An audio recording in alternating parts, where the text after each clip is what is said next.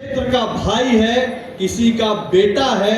संजीव भैया कभी नेता हो ही नहीं सकता। वो व्यक्ति दिल से कार्य करता है, 24 घंटे खटने वाला कार्यकर्ता है। मैं कई बार संजीव भैया से हल्के में मजाक करता हूं कि भैया संघ व्यवस्था का, विचार परिवार का बाल्यकाल से जितना तरह का संगठन में दायित्व हो सकता है, वो मुख्य शिक्षक से लेके बाल स्वयं सेवक से शुरू करके मुख्य शिक्षक से लेके एबीवीपी से होके युवा मोर्चा निकलते हुए जिला में होते हुए राष्ट्रीय स्तर के पदाधिकारी और बिहार के पदाधिकारी तक, ऐसा कोई दायित्व नहीं है जो संजीव भैया ने अपना समय जिसके लिए भारतीय जनता पार्टी के लिए नहीं किया होगा। ये होती है कार्यकर्ता की पहचान और यही है भारतीय जनता पार्टी की शान और जान। तो एक बार संजीव भैया के लिए जबरदस्त ताली ठोकिए।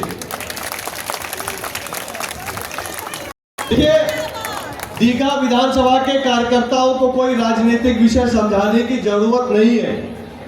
यहां का कार्यकर्ता जो है उसके बाजू में इतना दम है, इतनी शक्ति है कि इस विधानसभा में 50,000 मतों के मार्जिन से आपने पिछले बार संजीव भैया को जितवाया था। ये श्रेय संजीव भैया से ज्यादा आप सबका है, हमारे कार्यकर्ता भाइयों और बहनों का है। चुनाव हर एक 5 साल पे आता है, पर ये चुनाव विशेष चुनाव है और मैं आपका ध्यान इस पे आकर्षित करना चाहता हूं और अपने कार्यकर्ता बंधुओं से आग्रह करता हूं कि थोड़ा इसको ध्यान से सुना जाए। चुनाव हर एक 5 साल पे आता है, पर ये 2025 का चुनाव, बिहार का चुनाव एक बहुत महत्वपूर्ण चुनाव है। ये टर्निंग पॉइंट का चुनाव है और मैं बताता हूं कैसे। भाइयों और बहनों, लोकसभा चुनाव में सरकार हमारी बनी पर हमारी सीटें थोड़ी कम हुई।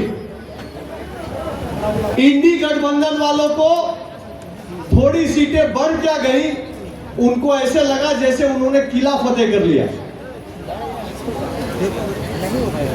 उसके बाद के महाराष्ट्र और हरियाणा के चुनाव में हमने उनको उनके जगह पे पहुंचाया और बताया भारतीय जनता पार्टी के कार्यकर्ताओं में कि देश का आस्था, देश की विश्वास नरेंद्र मोदी के साथ है। यह महाराष्ट्र के चुनाव में सिद्ध हुआ, यह हरियाणा के चुनाव में सिद्ध हुआ। लेकिन 2025 का जो वर्ष है, इसमें 2 ही चुनाव थे। दिल्ली के अपने कार्यकर्ताओं ने काम किया। दिल्ली में बहुत 30 साल के गैप के बाद एक बहन रेखा गुप्ता जी को हमने मुख्यमंत्री बनाने का काम किया। लेकिन जो बिहार का चुनाव है, ये बिहार का चुनाव वो चुनाव है जो दिशा तय करेगा कि देश में यूपी के चुनाव में, असम के चुनाव में, बंगाल के चुनाव में क्या मैसेज जाएगा, ये यहां से तय होगा। तो हमको जीतना नहीं है, हमको प्रचंड रूप से जीतना है ताकि यहां की गूंज असम तक और बंगाल तक जाए कि देश मोदी के साथ है। बोलिए, जिताइएगा कि नहीं? पूरा साथ है। ये जो है देश के लिए एक बड़ा चुनाव है, बिहार के लिए एक बड़ा चुनाव है। बिहार को चयन करना है।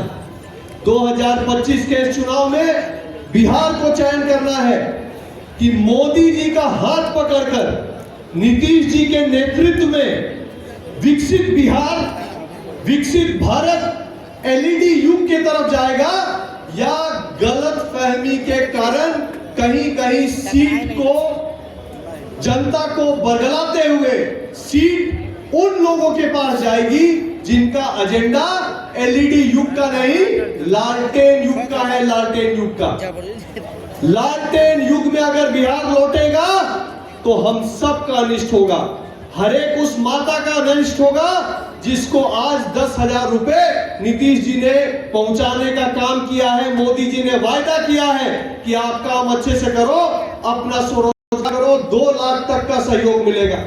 अनिष्ट हंस उस परिवार का होगा जिसको जीविका दीदी का सहारा मिला है।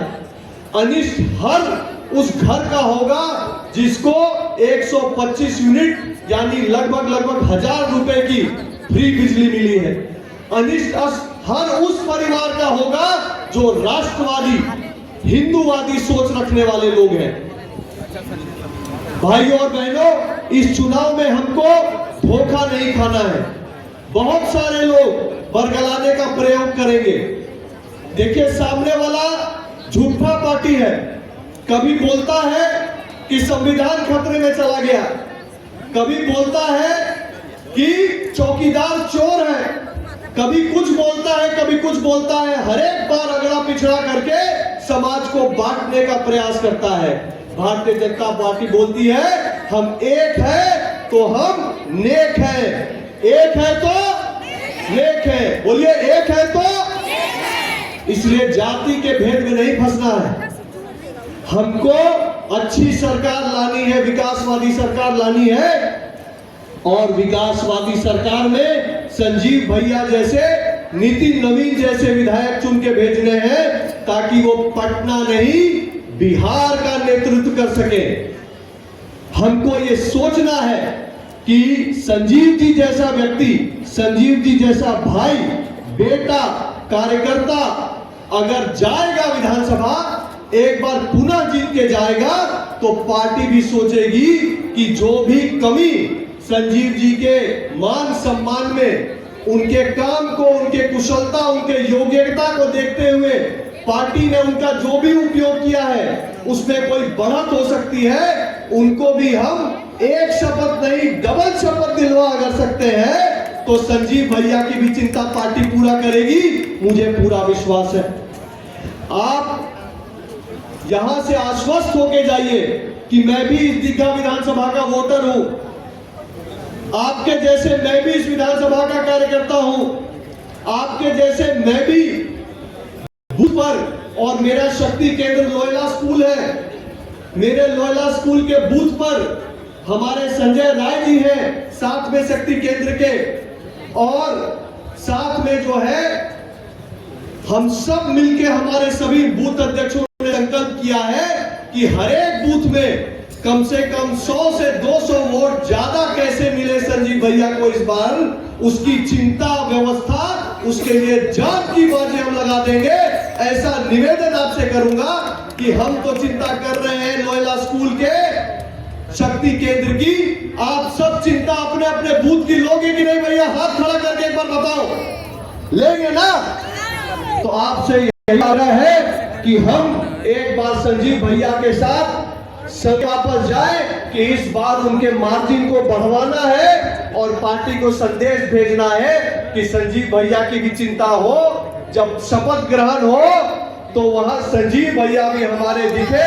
एक बार बोलिए भारत माता की।